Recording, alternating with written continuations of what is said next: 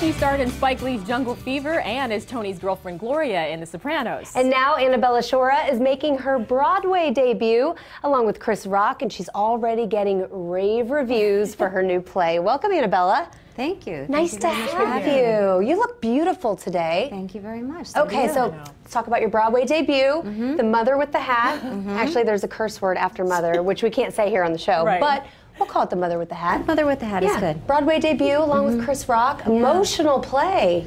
It is. It is a very emotional play. Is that what drew you to it?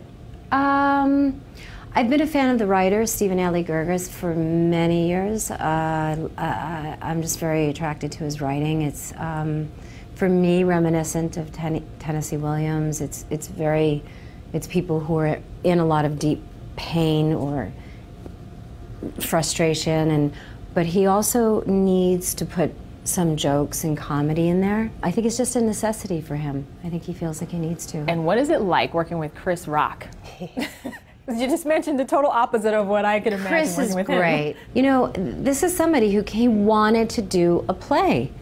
And he's coming into it at the, this is a man at the top of his game, you know, this is one of the best comedians we've got. Right. And he came into it really wanting to learn something new and came into it with brand new eyes, and here I am, I want to learn, and he's great. He's wonderful on the play. He's really wonderful on the play. Sounds like he'd be a lot of fun. I was just going to say, a lot of laughs, it seems like, but he probably has a very serious side.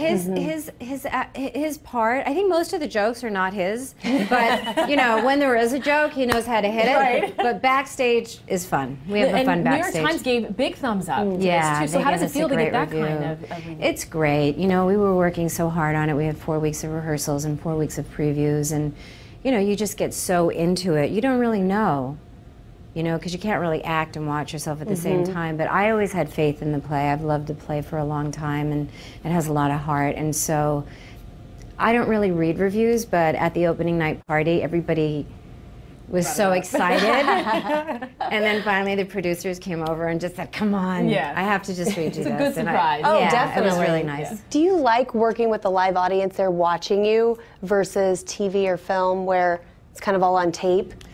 I do very much. I mean, that's where I started, is in the theater. I grew up in New York. I had a theater company when I was a teenager. I saw you started one at 20 years old, right? Yeah. That's amazing. I had, even earlier, it was like 18, I think.